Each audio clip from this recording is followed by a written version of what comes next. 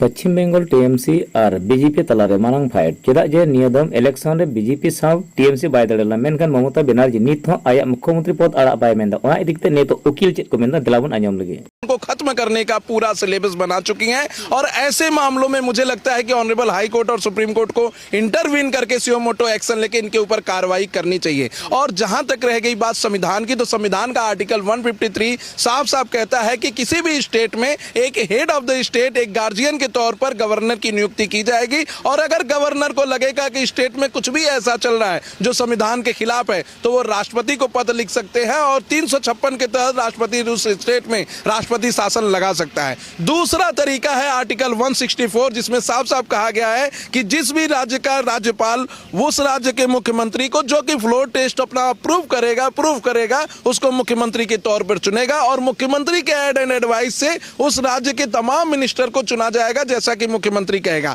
अभी जैसा कि हम जानते हैं कि बंगाल की जनता ने clear mandate Bharatiya Janata party को दिया है और ममता बनर्जी इसको प्रूव करने में असफल होंगी तो कहीं से भी वो आगे चलकर मुख्यमंत्री बनने वाली नहीं है। और तीसरी बात मैं कहूंगा कि ममता बनर्जी को यह हार स्वीकार कर लेनी चाहिए, क्योंकि अब जो भी अराजकता होगी उससे न सिर्फ बंगाल की जनता का बल्कि देश के संविधान का, देश के नागरिकों का और पश्चिम बंगाल की जनता का बहुत बड़ा हानि होगा। इससे लोग मजाक उड़ाएंगे कि एक लोकतंत्र में जानबूझकर ऐसा किया गया और कहीं ना कहीं फिर यही विपक्ष के नेता जैसे राहुल गांधी विदेशों में जाके कहते हैं कि भारत में लोकतंत्र खतरे में है। ये उदाहरण देंगे कि ममता बनर्जी देखिए कितना दिन तक प्रोटेस्ट की, स्ट्राइक की और उनको गलत तरीके से हराया गया। गलत तरीके से आप 1, 2, 3 सीट पर हरा सकते हैं, 100 से ज्यादा सीट पर कैसे हरा सकते हैं? गलत तरीके से आप एक विधायक को गलत तरीके से चुन सकते हैं, 100 से ज्यादा विधायकों को कैसे गलत तरीके से चुन सकते हैं? ये ममता बनर्जी को मानना चाहिए। अगर ममता बनर्जी ऐसा नहीं मानेंगी तो मुझे लगता है कि कंटेम्प्ट ऑफ कोर्ट में आगे चलकर कोर्ट उन्हें जेल भी भेज सकता है।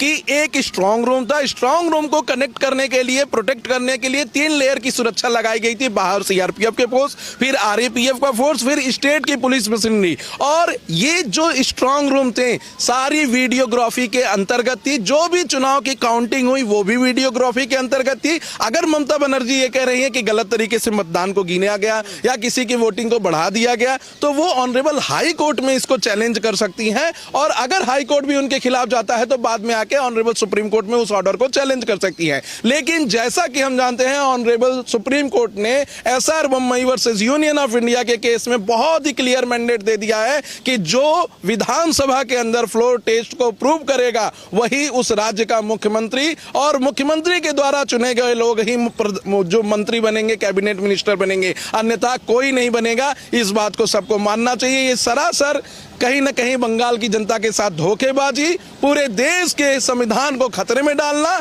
और अपने पद का एक महिला होना का दुरुपयोग करना है। ऐसी चीजें नहीं करनी चाहिए, क्योंकि ऐसे करने वाले इंसान को आगे आने वाले समय में भी जनता माफ नहीं करेगी। और यही लोग हैं जो कह रहे थे कि 4 मई के बाद हम घसीट कर लाएंगे, खाल खींच लेंगे, छठी का दूध याद दिला देंगे, आदरणीय गृह मंत्री जी को भी राज्य सरकार में नहीं घुसने देंगे। तो आज जब जनता ने इन्हें अस्वीकार कर दिया है, जनता ने इन्हें नकार दिया है, तो इन्हें जनता की मांग को स्वीकार करनी चाहिए। इस तरीके से इनका यह हट मुझे नहीं लगता कि लोकतंत्र के लिए सही है। हमारे हाथ में संविधान की कॉपी है। संविधान की धारा अनुच्छेद 164 में साफ साफ लिखा है कि जो चीफ मिनिस्टर है वो गवर्नर के द्वारा अपॉइंट होगा और जो मिनिस्टर भी गवर्नर के द्वारा ही अपॉइंट होंगे। Aid and advice of chief minister with the pleasure of the governor. 5 साल के लिए चुनाव होता है, भारत के चाहे केंद्र की हो चाहे राज्य की हो। और नियम के हिसाब से 5 साल पूरे होने से पहले चुनाव हो जाते ताकि अगला गवर्नमेंट जो है हो पाए, वैकेंट ना रह पाए। तो अब जो है यहाँ पे गवर्नर जो भी बंगाल के गवर्नर है वो इनको जो है डिसमिस कर सकते हैं, क्योंकि अपॉइंट वो कर सकते हैं तो बर्खास्त भी वो कर सकते हैं। ममता बनर्जी को यहाँ पे उनको सरेंडर करना ही पड़ेगा और कोई ऑप्शन नहीं है। बीआर कपूर स्टेट ऑफ तमिलनाडु 2003 के जजमेंट में सुप्रीम कोर्ट ने साफ साफ कह दिया था कि constitution will be prevail over the public mandate, यानी संविधान है सबसे ऊपर रहेगा, पब्लिक मैंडेट को नीचे रखा, मीन्स की संवैधानिक प्रक्रियाएं ऊपर रहेंगी। एज पर संविधान ममता बनर्जी को वहाँ पे त्यागपत्र देना ही पड़ेगा। और जैसा कि हमारे अधिवक्ता विशाल जी बता रहे थे, एसआर बम्बई रॉय का जजमेंट हो, चाहे जगदम्बिका पाल का जजमेंट हो जिसमें फ्लोर टेस्ट हो, सारी चीज़ें जब भी गवर्नमेंट बनती है, या फ्रैक्चर मैंडेट हो चाहे एब्सोल्यूट मैंडेट हो, तो वहाँ पे आपको विधायकों की लिस्ट देनी पड़ती है वहाँ राज्यपाल को या इधर राष्ट्रपति को, केंद्र की सिचुएशन में। तो यहाँ वाले सीन में वहाँ राष्ट्रपति को 8 मई को देंगे अपना ज्ञान, जो भी बनेंगे वो तो आप बीजेपी का अपना पॉलिसी है, वो किसको बना रहे हैं मुख्यमंत्री, जो भी लीडर मुख्यमंत्री होगा वो अपना फ्लोर टेस्ट के लिए देगा कि हम सरकार बनाने में वो है, और राज्यपाल उनको कहेंगे ठीक है आप सरकार बनाइए, फ्लोर टेस्ट पास करिए। यहाँ पे जो उनको 164 चाहिए उससे ज़्यादा सीट इनके पास है, बहुमत से बहुत ज़्यादा है किसी भी हालत में, तो यहाँ पे इनकी सरकार बन रही है। मेरा ये मानना है कि ममता बनर्जी अब कर रही है, इलेक्शन कमीशन पे आरोप लगा रही हैं कि 100 सीट इधर हुआ, उसके लिए बेहतर होगा कि सिर्फ एजम्पशंस हैं। देखिए जितनी प्रक्रियाएं पूरी की गई, अब कारण क्या है, भारत में एक संवैधानिक संस्थानों पे आरोप लगाने का एक ट्रेंड चल चुका है। पहले बीजेपी पे, इलेक्शन कमीशन पे, कभी सीबीआई पे, कभी ईडी पे, अभी केजरीवाल ने चीफ जस्टिस सूर्यकांता शर्मा है दिल्ली हाईकोर्ट की, उन पे आरोप लगाया कि आप फेयर इलेक्शन मेरी सुनवाई नहीं करेंगे, उन्होंने रेक्यूजल कर लिया, बाइकआउट कर दिए कोर्ट को।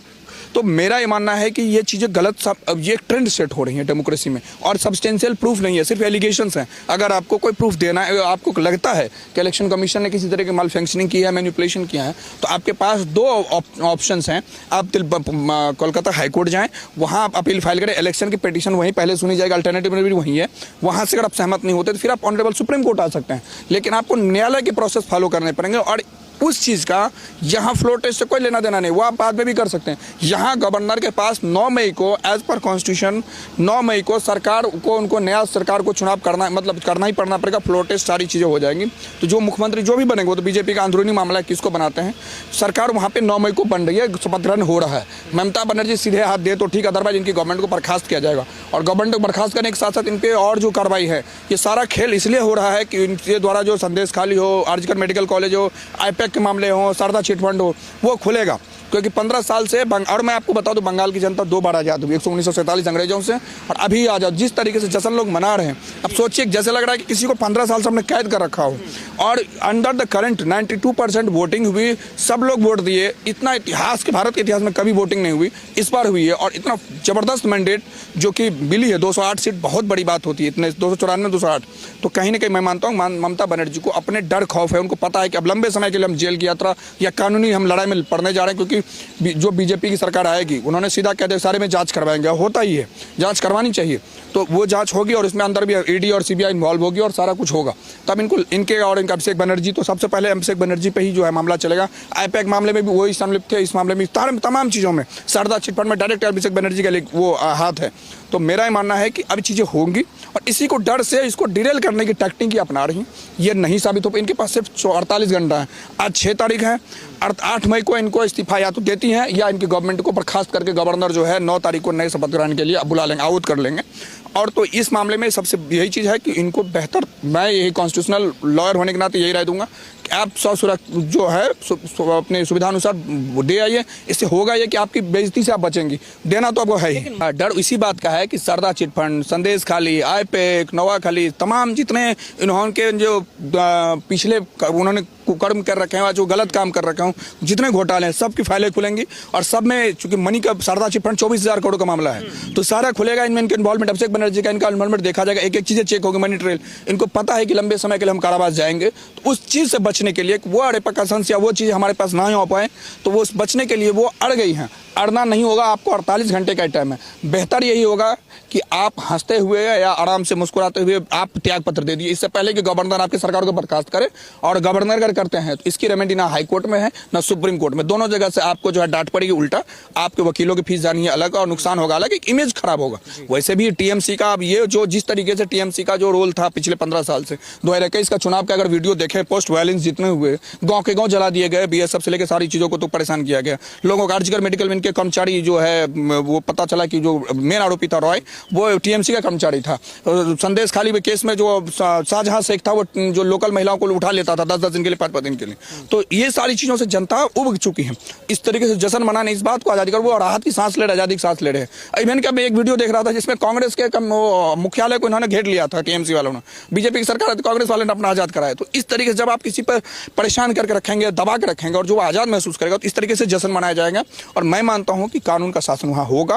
Manoj Narula judgment honourable supreme court 2014 में ही दे चुका है कि हर राज्य के मुख्यमंत्री को कानून को फॉलो करना चाहिए इस बात। लेकिन एक मुख्यमंत्री होने के नाते अगर आप ये कह रही हैं कि इसी पार नहीं देंगे, देना तो साहब आपको पड़ेगा विदिन 24 आवर। और अभी भी मूल भावना और जनता की भावना को चैलेंज कर रही हैं, वो स्वीकार ही नहीं कर पा रही हैं कि हम इतनी बड़ी हार माने हैं, उनकी इतनी बड़ी हार हुई है।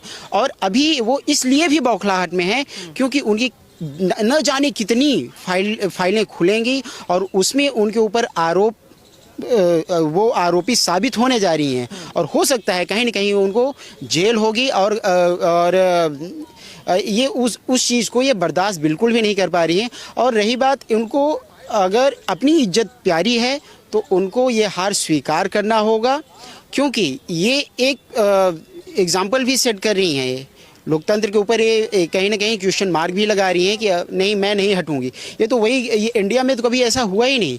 या तो डोनाल्ड ट्रंप बोल सकते हैं या तो ये बोल सकती हैं, ठीक है। ये डिक्टेटरशिप जो चलाई हुई है, तो अभी भी ये सोच रहे हैं कि अभी भी हम उसको कंटिन्यू कर सकते हैं, तो बिल्कुल भी नहीं हो सकता है। बहुत सारी धाराएं हैं, बहुत सारे कॉन्स्टिट्यूशन है, जैसे कि हमारे साथी विशाल जी ने और सूरज जी ने बताया, ठीक है।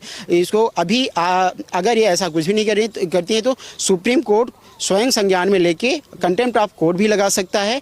और बहुत सारे ऐसी चीज़ें हैं कि जिससे उनको अपने पद को छोड़ना पड़ेगा। और इस चीज़ को स्वीकार करें, हार स्वीकार करना भी अच्छी बात है, और इससे सीखें और आगे इसकी तैयारी करें कैसे, कहाँ पे चूक हो गई। मैं चाहता हूँ कि अपने गलती को स्वीकार करके, सुधार करके वो आए, कोई दिक्कत नहीं। लोकतंत्र है, लोकतंत्र में सबका स्वागत है।